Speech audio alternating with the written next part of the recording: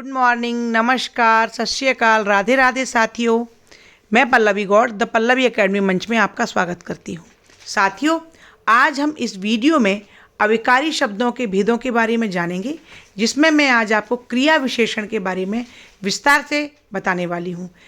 मैं क्रिया विशेषण की परिभाषा उदाहरण के सहित समझाऊंगी और साथ ही क्रिया विशेषण के भेदों में आज हम दो भेद, कालवाचक क्रिया विशेषण और स्थानवाचक क्रिया विशेषण के बारे में जानेंगे। तो साथियों, मेरी इस वीडियो को पूरा देखें और अंत तक अवश्य देखें। मेरी वीडियो को देखने से पहले जल्दी से मेरे चैनल को सब्सक्राइब कर लें, मुझे शेयर करें और साथियों ज़्यादा से ज़्यादा लाइक करें। चलिए अब हम अपने टॉपिक की ओर बढ़ते हैं। साथियों, आज मैं आपको अविकारी शब्द के भेदों के बारे में बताने वाली हूँ। तो सबसे पहले मैं आपकी पुनरावृत्ति थोड़ा करवाना चाहूँगी कि अविकारी शब्द क्या है। वैसे मैंने आपको इस बारे में अपनी वीडियो में डिटेल में बताया है, आप उस वीडियो को जाकर देख सकते हैं। संक्षेप में, जिन शब्दों में लिंग, वचन और काल के कारण कोई परिवर्तन नहीं होता, वे अविकारी शब्द या अव्यय शब्द कहलाते हैं। अविकारी अर्थात जिनमें कोई विकार उत्पन्न ना हो या परिवर्तन ना हो, उन्हें हम अव्यय या अविकारी शब्द कहते हैं। जैसे कि रोहित कल चला जाएगा, तो रोहित कल चला जाएगा या हम कल चले जाएंगे अथवा सीता कल चली जाएगी। तो आपने यहां पर देखा कि कल जो शब्द है, इसमें एक वचन, बहुवचन, स्त्रीलिंग और पुल्लिंग किसी भी आधार पर कल शब्द में कोई परिवर्तन नहीं आया है। तो ऐसे शब्द जिनमें लिंग, वचन, कारक अथवा काल के आधार पर कोई परिवर्तन नहीं होता, वे अविकारी शब्द कहलाते हैं। अब हम अविकारी शब्दों के भेदों के बारे में जानते हैं कि अविकारी शब्द कितने प्रकार के होते हैं। तो साथियों, अविकारी शब्द 5 प्रकार के होते हैं। कितने प्रकार के? 5 प्रकार के। नंबर 1, क्रिया विशेषण, क्रिया की विशेषता बताने वाले क्रिया विशेषण शब्द। संबंध बोधक, संबंध का बोध कराने वाले संबंध बोधक शब्द।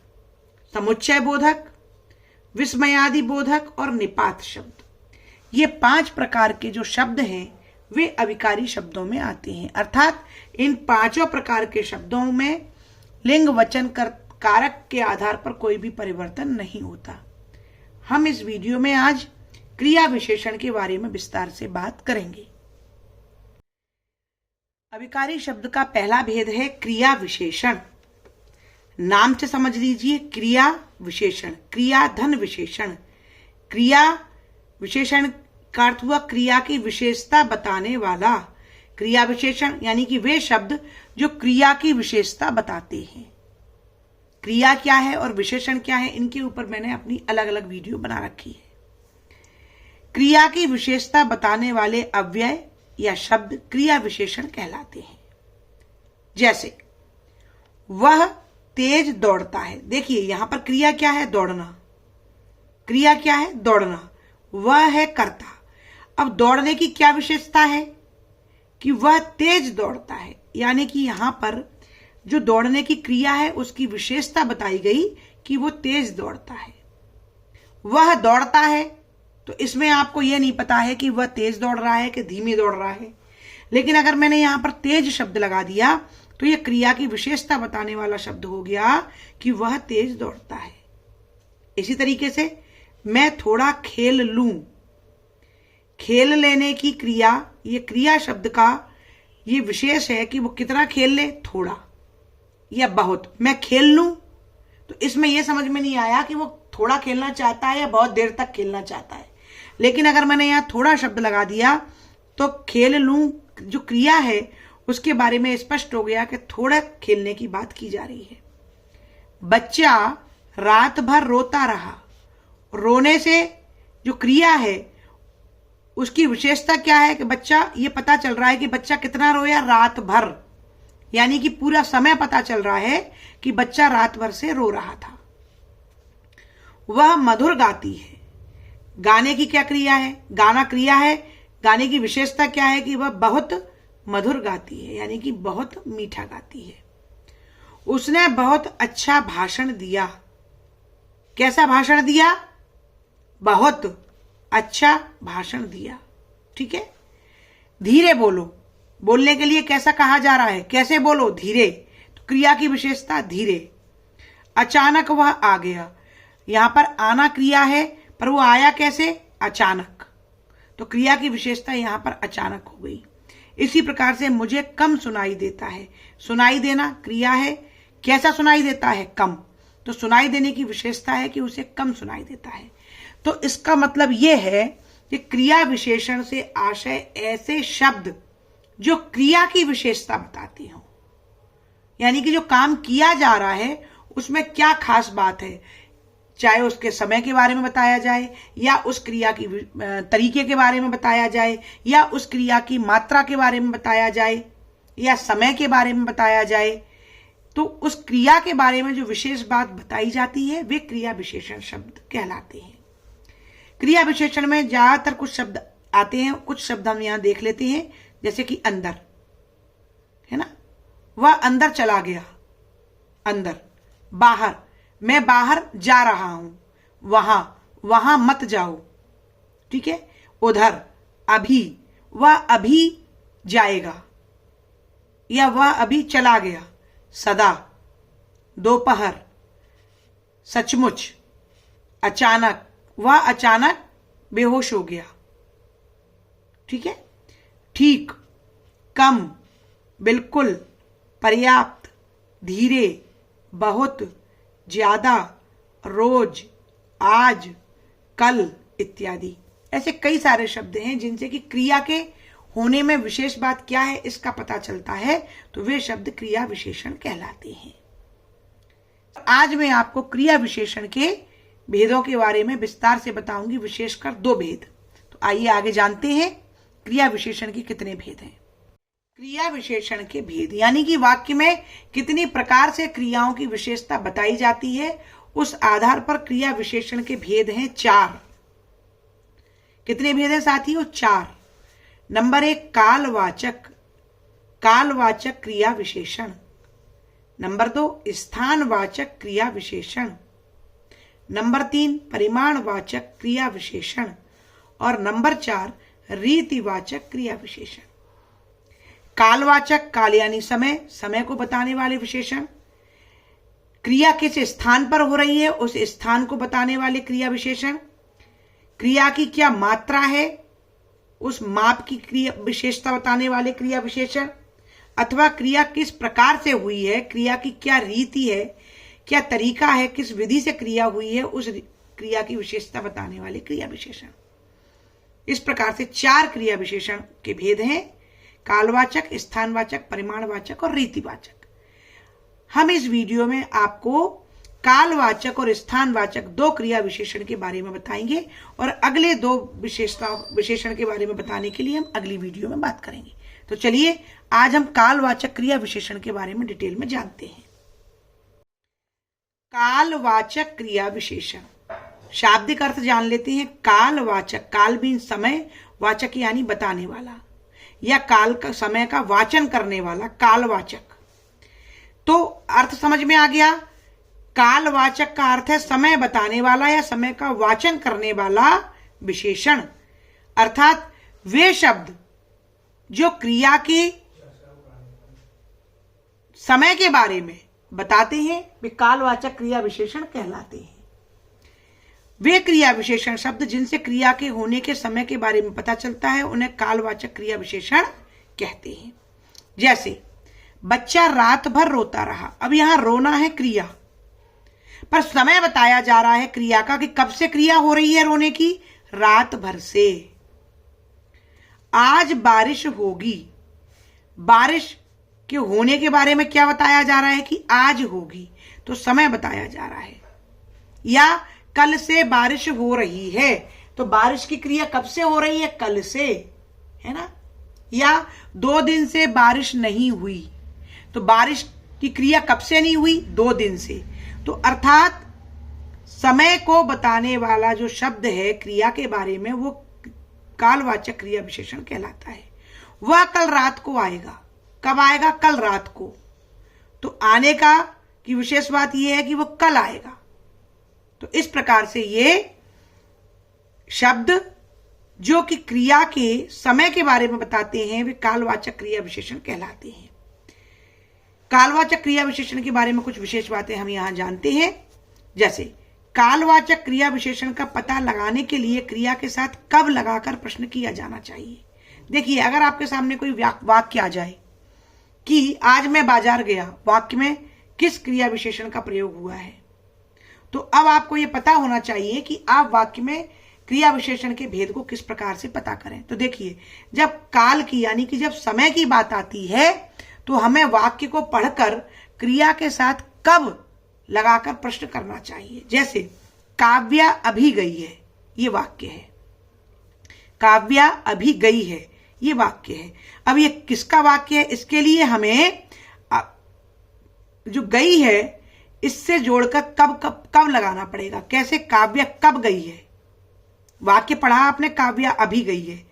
अब आपको प्रश्न बनाना है कब लगाकर, तो काव्या कब गई है, उत्तर मिलेगा अभी। तो यदि कब लगाकर आपको अभी का उत्तर मिल रहा है यानी कि समय का उत्तर मिल रहा है, तो वहां पर फिर वो कालवाचक क्रिया विशेषण होगा। जैसे आज मैं बाजार गया, मैं बाजार कब गया, आज। तो यहां पर चूंकि उत्तर मिला तो यहां पर कालवाचक क्रिया विशेषण है। इसी प्रकार से कालवाचक क्रिया विशेषण के और उदाहरण अपन देखते हैं। जैसे मुकुल कल मेरे घर आया था, प्रश्न लगाइए कब, तो मुकुल कब घर आया था, कल। तो इस प्रकार से कब लगाने पर जहां पर उत्तर प्राप्त हो वहां पर कालवाचक क्रिया विशेषण होता है। क्रिया विशेषण की दूसरी विशेष बात क्या है जानते हैं। कालवाचक क्रिया विशेषण में कैसे शब्द आते हैं, जैसे कल, आज, परसों, अभी, सुबह, शाम, रात, रोज, दोपहर आदि समय सूचक शब्दों का प्रयोग होता है। भाई यदि कालवाचक है तो काल यानी समय से संबंधित शब्दों के द्वारा ही संकेत दिया जाएगा। जैसे मैंने दोपहर ही खाना खाया था, मैंने दोपहर में ही खाना खाया था। तो दोपहर कालवाचक यानी कि समय बता रहा है कि दोपहर में खाना खाया था। हम अक्सर शाम को खेलते हैं, शाम को खेलते हैं। ठीक है, इसी प्रकार से और उदाहरण देखते हैं। जैसे कि परसों बहुत तेज आंधी चल रही थी, परसों। तो आंधी कब चल रही थी, परसों। ठीक है, परसों आंधी चल रही थी। मैं कुछ घंटे पहले बाजार में था, मैं कुछ घंटे पहले बाजार गया था।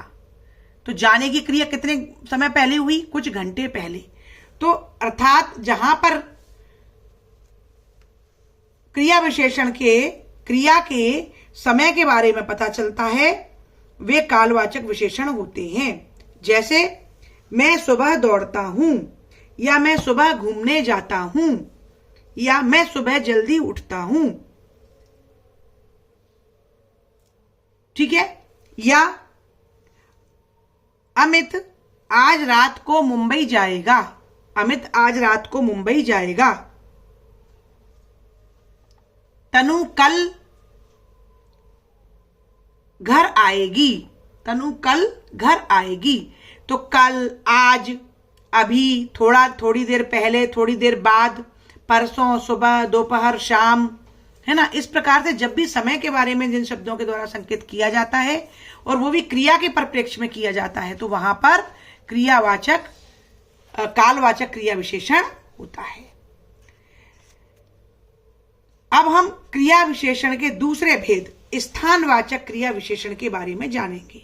क्रिया का दूसरा भेद क्या है साथियों, स्थानवाचक क्रिया विशेषण। जानते हैं कि स्थानवाचक क्रिया विशेषण क्या है।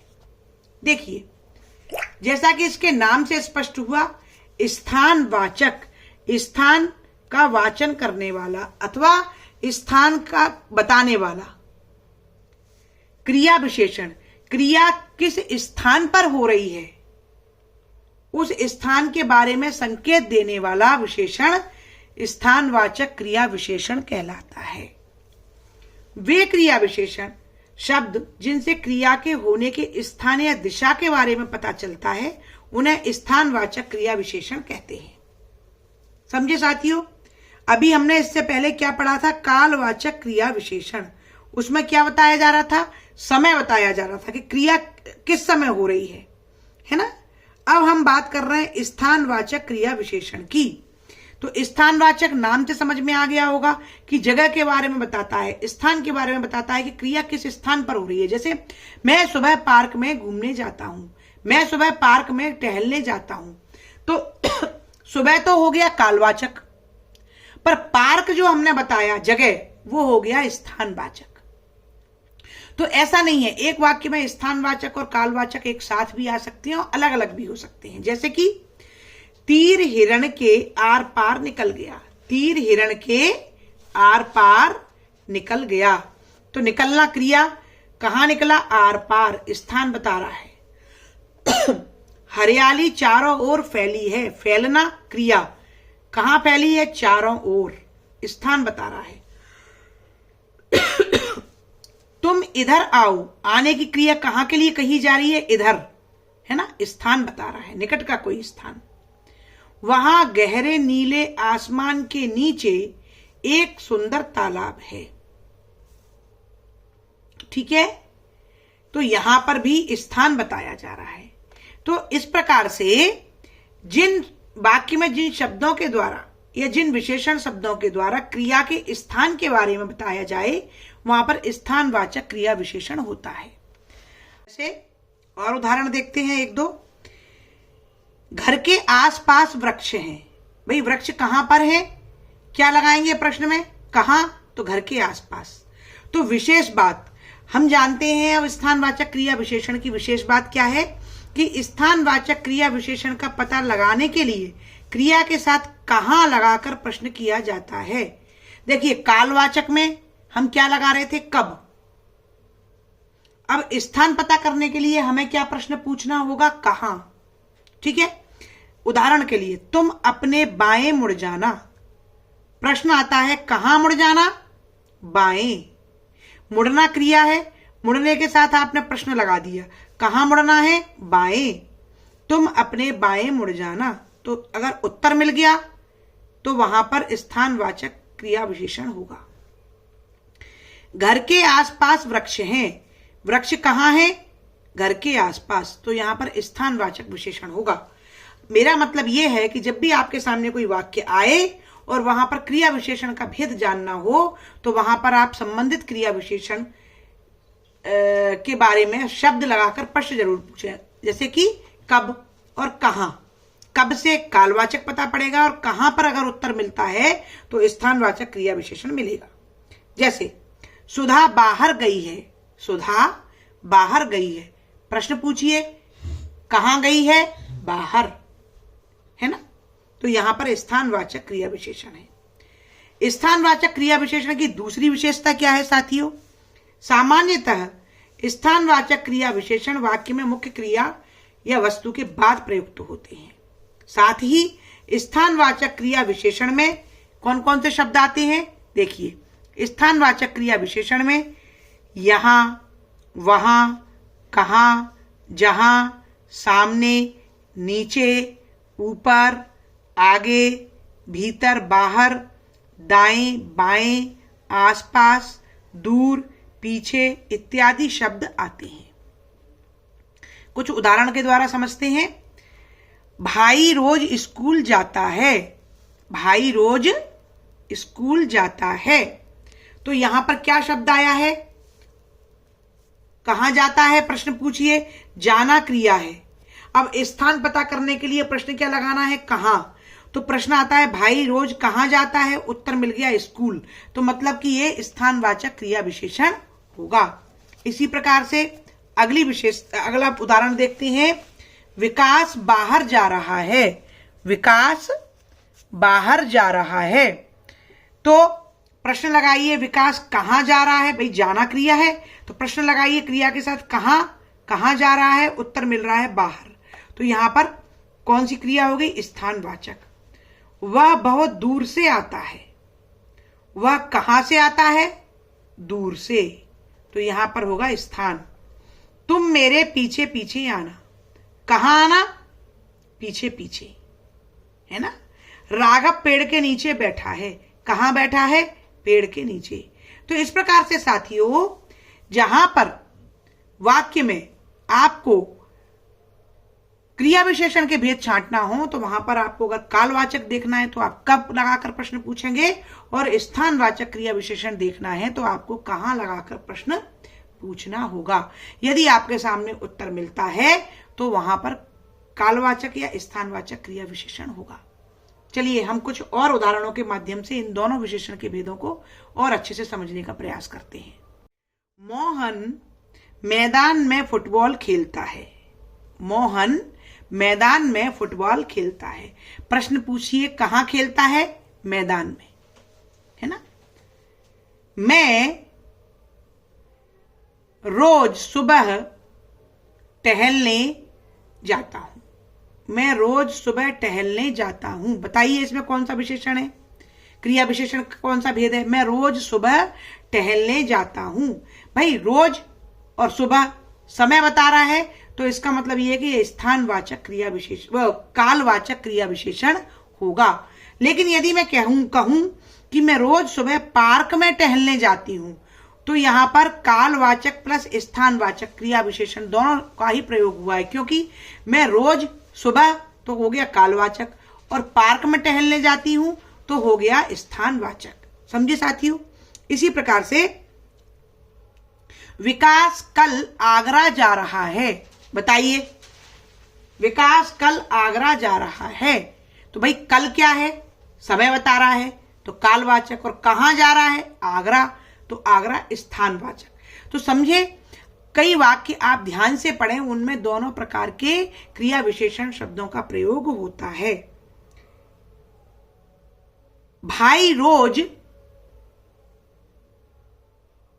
ऑफिस जाता है। भाई रोज ऑफिस जाता है ना। तो यहां पर स्थान और कालवाचक दोनों प्रकार के क्रिया विशेषण का प्रयोग हुआ है। तुम मेरे पास बैठो। तुम मेरे पास बैठो। बताइए कौन सा क्रिया विशेषण होगा? भाई मेरे पास, कहां बैठो? मेरे पास। तुरंत प्रश्न पूछो, कहां बैठो? मेरे पास। वह मुझसे मिलने शाम को आएगा। वह मुझसे मिलने शाम को आएगा। प्रश्न पूछिए, वह मुझसे मिलने कहां आएगा? तो ये तो प्रश्न बनेगा ही नहीं, है ना। तो इसका मतलब ये है कि स्थानवाचक नहीं है। वह मुझसे मिलने कब आएगा? उत्तर मिल रहा है शाम को, तो इसका मतलब ये है कि ये कालवाचक विशेषण है। तो मुझे पूरी उम्मीद है साथियों कि आपको कालवाचक क्रिया विशेषण और स्थानवाचक क्रिया विशेषण बहुत अच्छे से समझ में आए होंगे। जब भी आपको इस प्रकार के कोई वाक्य दिखाई दें तो आप पढ़ें उनको ध्यान से और उसमें कब और कहां प्रश्न लगाकर उत्तर खोजें। यदि आपको उत्तर मिलेगा तो वहां पर कालवाचक और स्थानवाचक क्रिया विशेषण होगा। मैं अपनी अगली वीडियो में आपको क्रिया विशेषण के अगले दो भेद, परिमाणवाचक क्रिया विशेषण और रीतिवाचक क्रिया विशेषण के बारे में विस्तार से बताऊंगी। तो आप मेरी आगे की वीडियो को देखना ना भूलें। मेरी वीडियो को देखने के लिए मेरे चैनल को जल्दी से सब्सक्राइब करें। मुझे ज्यादा से ज्यादा स्टूडेंट तक मेरे चैनल को शेयर करें, और हाँ साथियों, मुझे लाइक अवश्य करें। प्लीज प्लीज प्लीज मुझे लाइक करें। आपके उज्जवल भविष्य के लिए साथियों बहुत बहुत शुभकामनाएं। धन्यवाद।